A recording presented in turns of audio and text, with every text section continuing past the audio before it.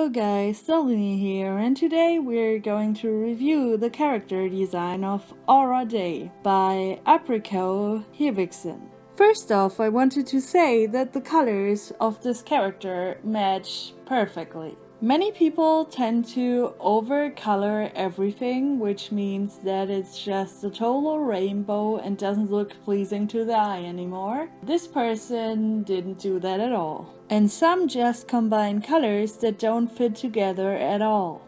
But Aura's colors fit together perfectly, and that's a part of this character I really like. I also really like the big hammer that she is having, which gives the character more personality and slightly more originality. Now sadly, this character has a lack of detail, and a pretty big lack of detail in this one. So what you can do is look at different magazines or different pictures on the internet, on Google or other sites, and just get inspired for clothing and designs. Now I personally would try to match the clothing with the personality of the character. So for example, if I had a shy character, I would use clothing that are wide and don't show too much skin, and that are also not too over detailed. Your goal should be that people could differentiate your character from others. You want people to recognize your character just by looking at a picture of it. So research clothing more and you will see that you have so much possibilities to improve her design, and it will also be more fun to design unique and original clothing. You should also practice putting wrinkles on clothes. Now this isn't a big problem here because cartoon characters don't have lots of wrinkles, but the wrinkles you put in, especially this drawing, are not really realistic, and you want the wrinkles to be realistic and cartoony at the same time. So research that by looking at pictures of real clothing, and don't be afraid to look at references even if you are in the middle of drawing. That makes me transition to the next problem, which is the anatomy of this character.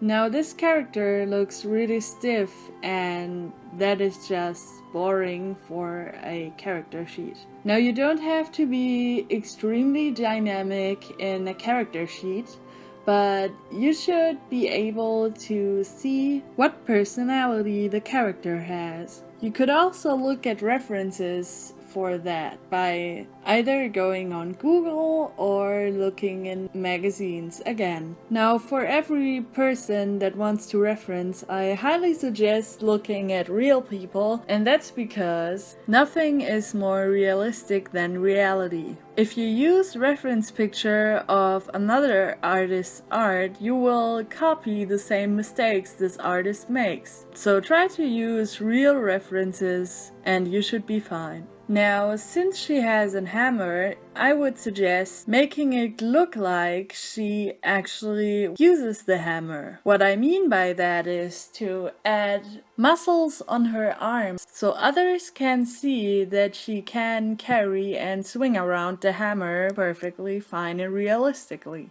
My last complaint is that you should use a better drawing program. You could use Sai or even Photoshop for that, but you could also use some freeware like GIMP or Fire Alpaca. I personally prefer Paint Tool Sai because it has many things that Photoshop has, but it isn't that complex and not so hard to learn. What I really like about this character is the red eyes. The main focus of the coloring in this picture is black and blue, while red is an entirely different color and would probably make this look a little messy or even be unpleasing to the eye. The red in the eyes is a minor detail that is pleasing and makes the eye stick out from the rest of the drawing. Overall, this is not a bad design. you should add more detail and also practice anatomy more. And don't forget the wrinkles. I hope I could help you with this episode to improve your character and make you learn a little bit more about design overall. If you don't want to miss new episodes of the series, please subscribe to my YouTube channel and comment on your thoughts about this episode. Goodbye guys, and see you next time!